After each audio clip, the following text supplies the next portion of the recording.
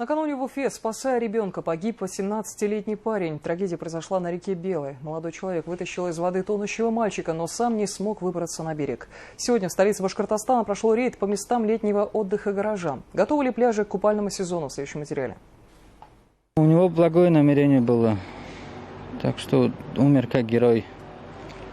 Самижону до сих пор не верится, что теперь о брате он будет говорить только в прошедшем времени. 18-летний Хаджимурат Каландаров из Таджикистана в Уфу приехал учиться. В этом году он только закончил первый курс аграрного университета. Но друзьями уже успел обзавестись. С ними молодой человек и отдыхал накануне на пляже реки Белой. Хаджимурат заметил тонущего ребенка. Парень бросился в воду и вытолкнул на берег мальчика. Спастись самому не удалось. У зверьков ничего не заметишь, даже если он под водой там дышать не мог или там пытался как-то выкарабкаться.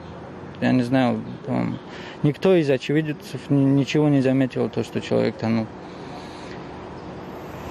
Мы тоже надеялись до конца, что он, может быть, там куда-то ушел. Водолазы нашли его тело только через несколько часов. Все это время близкие надеялись, что Хаджимурат еще живой. Но чуда не произошло. В ближайшее время его тело отправят спецбортом на родину в Таджикистан. Самое главное сейчас терпение большое его родителям.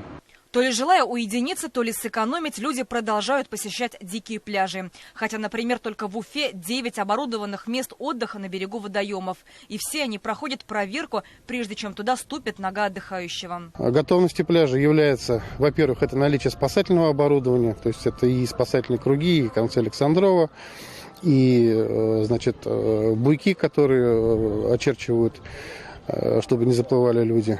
Это уже повторный рейд, который проводят спасательные службы. В основном недочеты касались истекшего срока эксплуатации спасательного оборудования. Оценивается и благоустроенность зон отдыха. После устранения замечаний пляжи получают разрешение на работу. Рекомендуем купаться, отдыхать в тех местах, где проведено водолазное обследование.